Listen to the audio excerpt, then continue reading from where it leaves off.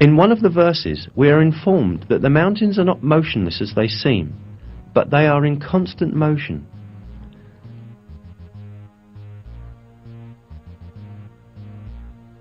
You will see the mountains you reckon to be solid, going past like clouds.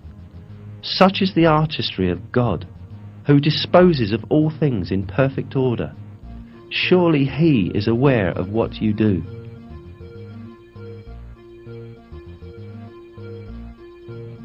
This motion of the mountains is caused by the movement of the Earth's crust that they are located on. The Earth's crust sort of floats over the mantle layer, which is denser. It was at the beginning of the 20th century when, for the first time in history, a German scientist by the name of Alfred Wegener proposed that the continents of the Earth had been attached together at the initial phases of the world, but then drifted in different directions and thus separated as they moved away from each other.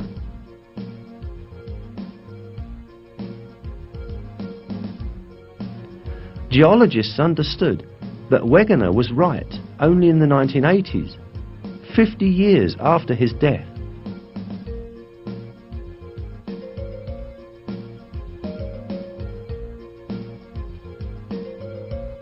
Discovered as a result of the geological research carried out at the beginning of the 20th century, this movement of the Earth's crust is explained by scientists as follows.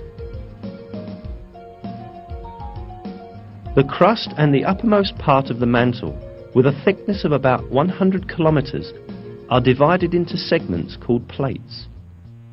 There are 6 major plates and several small ones.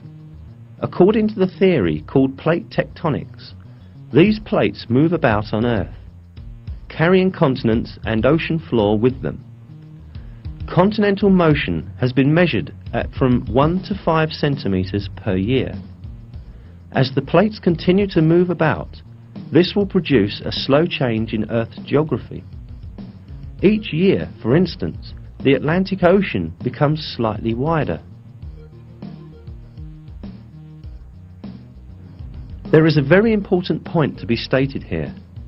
God has referred to the motion of mountains as a drifting action in the verse. Today, modern scientists also use the term continental drift for this motion. Unquestionably, it is one of the miracles of the Quran that this scientific fact, which has been recently discovered by science, was announced in the Quran.